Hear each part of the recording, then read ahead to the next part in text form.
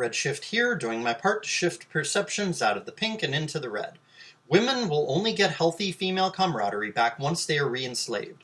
They like having healthy uniformity forced on them, such as school uniforms, so that they don't have to compete with each other. Once moral rules are once again forced on women, and women are all forced to act the same, that is, virtuously, then they will all be happier and will get along better. Not just because of being less badly behaved, but also because of competing less with each other and there being no race to the bottom. Right? Like, when you let women have freedom, or even men, when you let men have freedom too, this happens as well. And not freedom like on a anarcho-capitalist society level, but like, you let men have not enough punishment for bad deeds, then what happens is you have people competing more and more in a race to the bottom kind of way. Like, this guy's willing to destroy the environment a little bit to make more profit and drive his competitor out of business. So the next guy's like, well, I'm going to be even more willing to destroy the environment to make a profit and drive that guy out of business. And then the third guy, or the fourth guy's like, hey, I'm going to utterly destroy the environment so I can make a lot of profit and drive all of them out of business. You see, it's a race to the bottom. And that's just the environment example. You know, you could talk about morality. You know, I'm willing to destroy morality a little bit to make a lot of money or whatever. Like, women will, you know, one-up each other in terms of sluttiness or whatever more and more and more and more as time goes by. If you don't, you know, force them to all act the same and act virtuously, right? It's like one girl's wearing, you know, her skirt almost up to her knee, and then, you know, that her daughter, you know, 20 years later is wearing her skirt above the knee, and then 20 years later, her daughter's wearing her skirt, like, you know, halfway down her thigh, and then the next, you know, 20 years after that, her daughter is wearing her skirt, like, barely low enough to cover her underwear. It's crazy, right? Like, this is what happens. It's just a race to the bottom, right? This is what happens when you don't have standards, when you don't force standards, when you don't have moral rules, when you're not free to punish people for acting in a bad way, etc. Like, you don't even need to have an across-the-board punishment, like by government or even culture or anything. Like, all you have to do is have extreme freedom. And then some nutcase, well, I want to call him a nutcase, but he's not necessarily really a nutcase, although maybe he's a little bit, but like a guy who's like super, like prudish or whatever, he sees some girl out there walking around with her skirt so short, it barely covers her underwear, and he just decides, yeah, I'm just going to shoot her in the chest, I'm going to blow her head off or whatever, right? So he shoots her, and then all the other girls who knew that girl, who were thinking about dressing slutty, or who did dress slutty, they're like, holy crap, I don't want to get shot by some other nutcase. They may, you know, kill this guy, like everybody in society, you know, they all grab him and then they kill him. But what about the next nutcase? He could shoot me if I dress just as slutty as her. So then all the other girls are scared into not dressing slutty. You see, so when you have a totally free society to where even a nutcase can just kill anybody for any reason, then you have a society where people are scared to misbehave, especially women. And so you don't have to have some kind of official rule or official punishments for, you know, a behavior that is deemed inappropriate. You just have to have the freedom to let nutcases do whatever they want. And then, you know, the extreme cases where they punish people, you know, the extreme cases of, you know, men killing their ex-wives or killing wives who cheat, you don't have to outlaw adultery. All you have to do is give men the freedom to kill their cheating wives, and then no women will cheat because no women want to get killed, right? So it's pretty simple. So you avoid the race to the bottom that way, by having moral rules, or just by having the freedom to allow people to enforce, punishment, to enact a punishment when the violations of the social norm become too extreme, right? Another thing I want to say in this video is that good things happen when you don't take things for granted, but bad things happen when you do take things for granted. And, you know, that applies to women. This applies to top 1% men. I mean, this is why these men are, you know, so destructive and so lacking in nobility, so lacking in ability or willingness to help men, because they take everything that they have for granted. Because they've always had a high IQ, they've always had a good memory, they've always had good health, good looks, etc. They take everything for granted, and so these top 1% men don't do anything. Because they don't appreciate what they have, so they don't do anything to make things better for anybody else. And bad things result, right? Like, there could very well be a backlash against all top 1% men, where society gets so psychotic that everybody, all the men, just band together and just kill all the top 1% men, including all the top 1% MGTOW men. And they would deserve it. And not just the MGTOW men, but all the top 1% men. They'd all deserve it, and they'd get what they deserve. You know, the bad things that would happen to them would be a result of their own taking things for granted. Right? Because when you don't take things for granted, you are more compassionate, more altruistic, more driven to help people. But when you take things for granted, you're not very driven to help people. You're not very altruistic. You're not willing to sacrifice for other people, etc. Another interesting thing that I wanted to point out in this video is that predators bare their teeth and growl when they're being aggressive, right?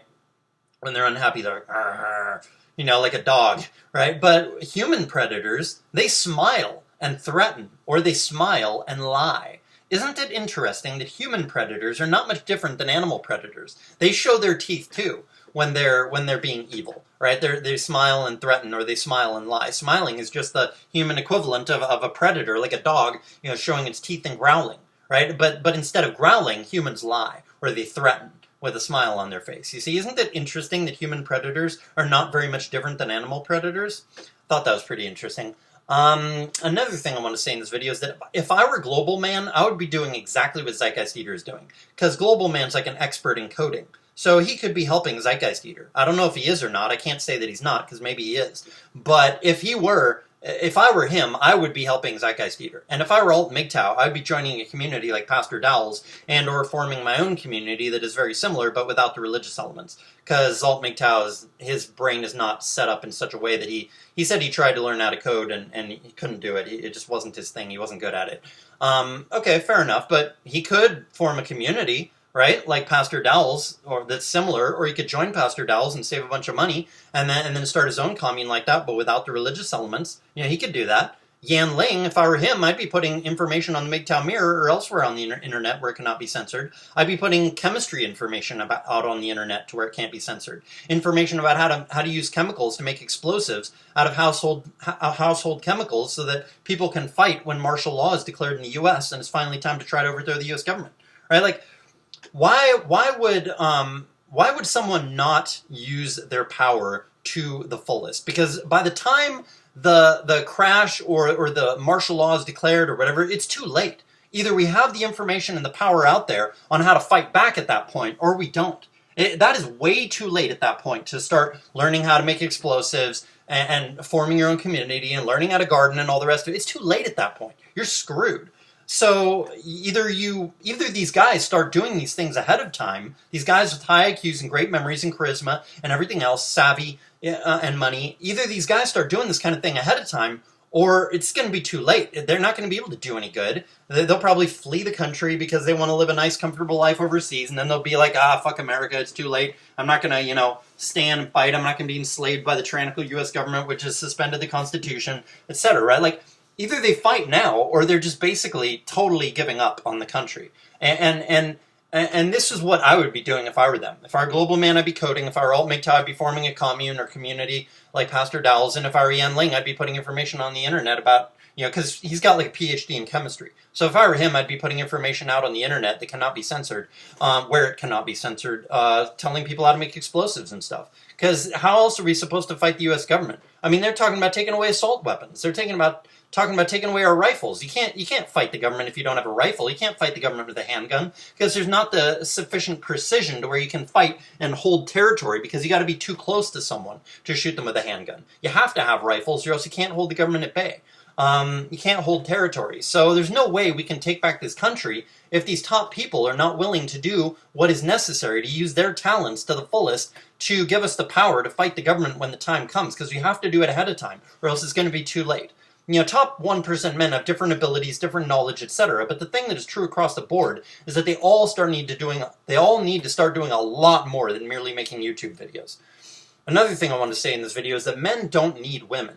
Men who feel incomplete without women... Oh yeah, that's right. I forgot. This is going to be a sarcastic point of the video, right? MGTOW men typically say, men don't need women. Men who feel incomplete without a woman are not enlightened, not secure, etc. But MGTOW men who can't get women are losers, and they need to get the fuck out of MGTOW. But it's not a movement. Don't you dare call it a movement. But don't you dare call yourself a MGTOW if you don't meet A, B, C, D, E, F, G criteria. But it's going your own way, right? Like, notice the cognitive dissonance here, the hypocrisy and the stupidity found in MGTOW. It just absolutely blows my mind. It's seeping from every pore of MGTOW. the hypocrisy and the cognitive dissonance and the stupidity, right? Like, do you see the hypocrisy here? They say, like, oh, you don't need women, you should feel complete by yourself. But yet at the same time, they say, men who can't get a woman, these men are incels, need to get the fuck out of MGTOW, they shouldn't be here. And then at the same time, they say, but it's not a movement, right? Like, it's not a movement. Don't call it a movement, but at the same time, like, even though it's not a movement, how dare you call yourself a MGTOW if you don't meet all these criteria that, you have to be to call yourself a MGTOW. But it's going your own way, right? Even though you have to meet all these criteria, it's still going your own way, right? Like, you see the massive hypocrisy here, all these things that contradict each other. It's so ridiculous. It's so ridiculous. It blows my mind. It absolutely blows my mind.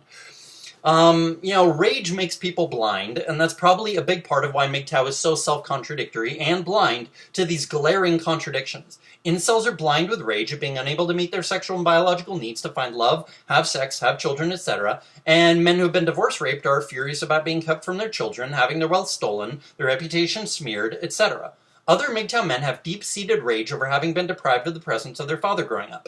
And, I'm not saying any of these men are wrong for being angry about any of these things. I'm just saying, like, rage makes you blind, and that's why MGTOW is so self-contradictory. Because they're blind to these contradictions because they're so filled with rage, right? Other MGTOWs are enraged over the lack of good women in society, as well as the misandric laws, which altogether, deprive normal middle-class men who can get laid and get girlfriends of the chance to get married and have kids because of it being too dangerous to do so, right? Just because anger is justified does not mean that it is wise. Do you want to rage or do you want to win? Calm is more convincing than anger. My channel's lack of popularity is a decent example of the truth of this, right? Like, people stay away from angry people. But of course, the problem people like myself face is that we have a higher than average testosterone, and higher than average IQ, and higher than average wisdom/principledness/morals, and so it's not very difficult, and so it's very difficult to not rage when things are so insane, and people not only don't see how insane everything is, but they seem either uninterested or in seeing the truth, or they seem incapable of seeing the truth. And those who do see how insane everything is seem totally unmotivated to do their part to improve things. I mean, how many times have I said, make your own channel, but yet hardly anyone makes their own channel, even people who listen to me. It's crazy. So let's get rid of anger as much as possible, but let's also do our part. I don't expect my few female subs to make a MGTOW channel, but if they know what's good for them, they will make a traditionalism channel to try to bring back traditionalism and virtue in females, but to also save future women from the destructive effects of promiscuity, as well as to save the world and save society. Like, ironically, women who make channels that are like pro-traditionalism or that are like trying to spin, MGTOW, they're like Georgia Free and Ukrainian Lens and Ashley Lysa and all these kind of people, like, they ironically do not, they speak badly about themselves by not talking about how bad it is for a woman to lose her virginity before her wedding night, right? Like, because admitting that would lower her own sexual marketplace value, would lower that woman's sexual marketplace value, so she doesn't admit it. But at the same time, ironically, if they admitted it, then it would at least show that they have integrity, that they're not super selfish, that they are willing to speak the truth in order to save the next generation of women from promiscuity, and that they are willing to do that even though it lowers their own sexual marketplace value. And doing that would show that they do have some integrity, that they do have some value, that maybe they are worth something even though they're not virgins, right? But they don't do it because they're so selfish, and thereby they prove that they are too selfish to be worthy of dating. Just by withholding that information that women should retain their virginity until their wedding night. And they do that out of selfishness. We know they do that out of selfishness. It's obvious. And so by trying to hide something, they're actually just proving how lacking in worthiness to date they are. Right? Ironically, they're trying to make themselves more dateable, and in trying to make themselves more dateable, they make themselves less dateable. Whereas if they made themselves less dateable by telling the truth that women should be kept from premarital sex, they would actually, by lowering their own sexual marketplace voluntarily like that, they would be showing that they have some integrity, and that therefore maybe they are worthy of dating, even though they're not virgins. Right? So ironically, they're showing their own validity, their own value. They're showing their own lack of value and their own, the fact that they are not dateable. They're showing that by not talking about the whole premarital sex issue in terms of, by trying to spin it and act like it's just a promiscuity issue. It's not an issue of virginity loss, which it really is. That's the most important aspect of it. And MGTOW does this too. I don't know why.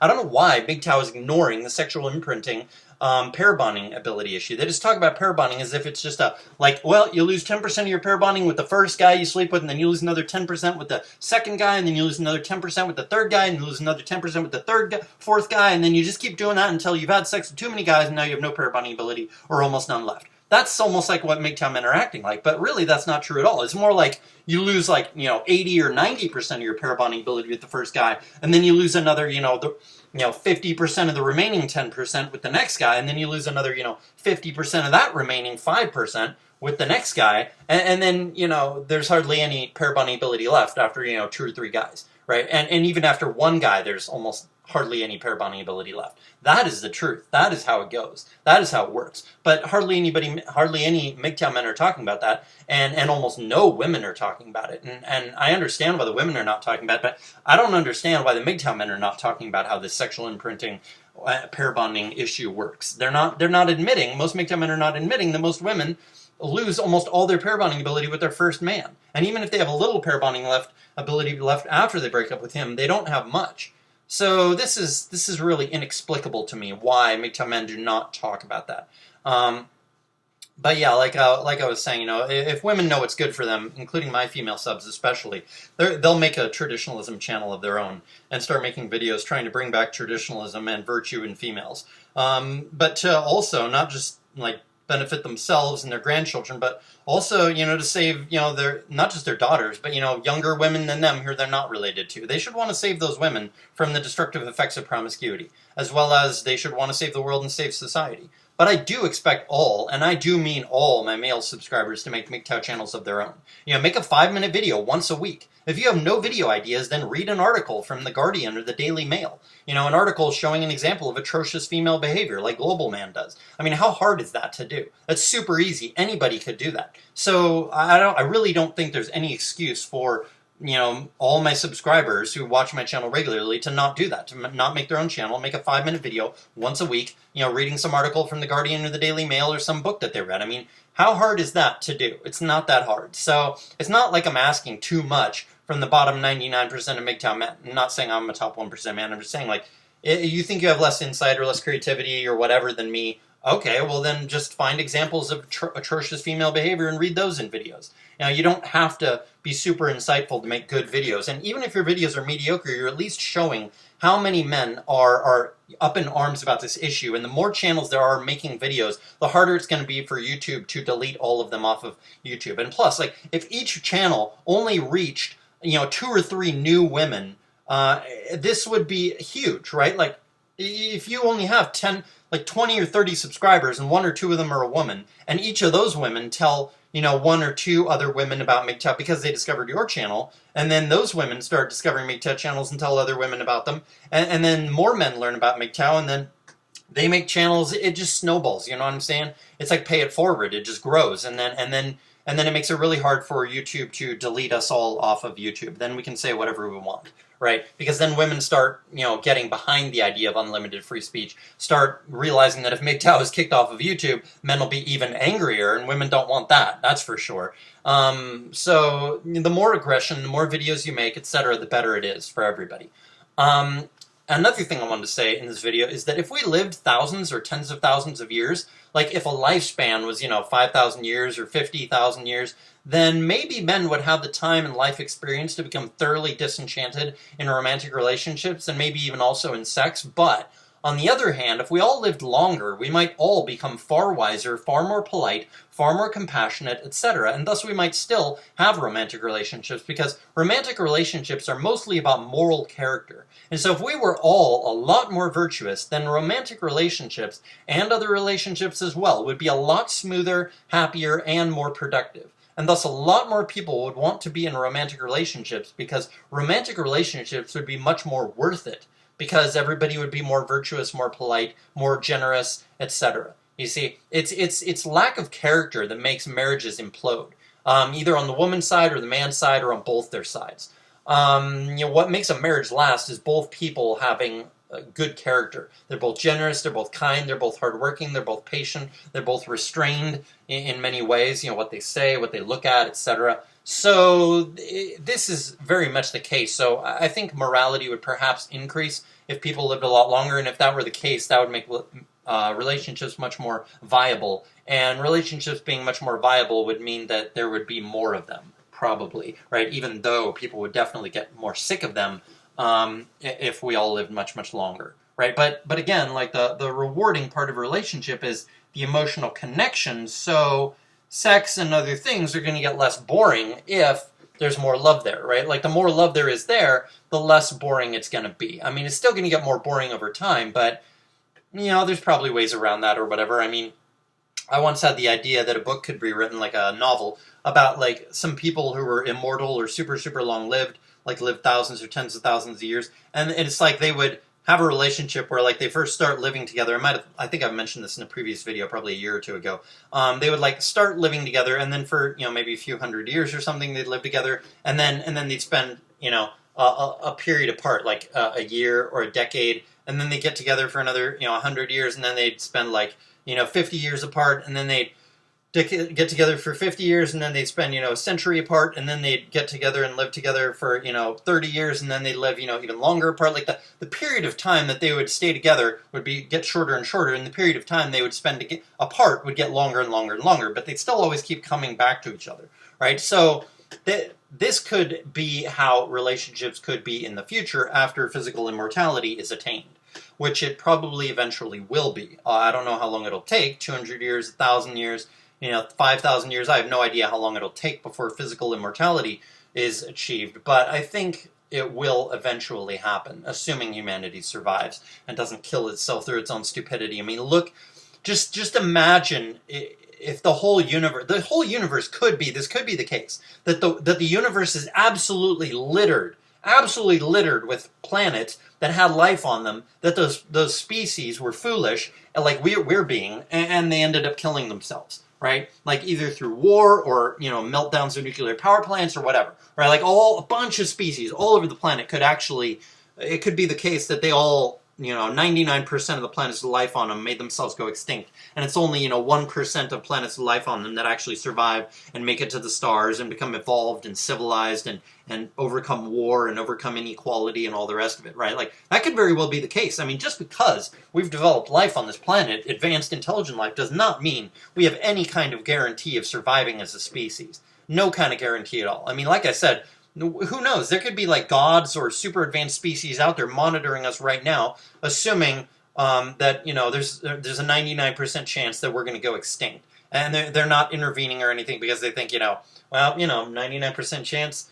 99% of species go extinct when they reach this point of this advanced of technology. So why should we bother interfering? If they survive, good. It'll be on them. It'll be due to their own efforts, their own responsibility, their own sacrifice, their own compassion. And if they don't, well, the universe doesn't want a bunch of species that are, helped by other species to get more advanced, and therefore they didn't earn it. They didn't evolve enough to get to that point. They don't have the cultural or the genetic inheritance to be moral enough to survive. You don't want to give species power that they're not ready to handle, right? So similarly, like there could be species out there that are totally aware of us, but they're not helping us because they know that would be like putting a nuclear bomb, or a little, detonator to a nuclear bomb in the hands of a child. That would be insane. You don't do that. So they're not going to give us any advanced technology because we're destructive enough with the advanced technology that we already have. We're bad enough. So imagine how destructive we would be if we had even more advanced technology, right? So they're just leaving us to try to figure it out ourselves and become more moral and more fair, less violent, etc. Right? That could very well be the case. So I think that needs to be said and should be said and should be kept in mind, especially in terms of like whether we should be willing to sacrifice or not. We need to take into account the fact that we should be willing to sacrifice everything, including our lives, because if we don't, the species could very well go extinct. Another thing I want to say in this video is that, well, let me check the time here. Oh yeah, this is a 24-minute video already. I will leave that for another video. This has been Redshift. Hit the thumbs up button if you like this video. Hit the thumbs down button if you hated it. Peace trucks.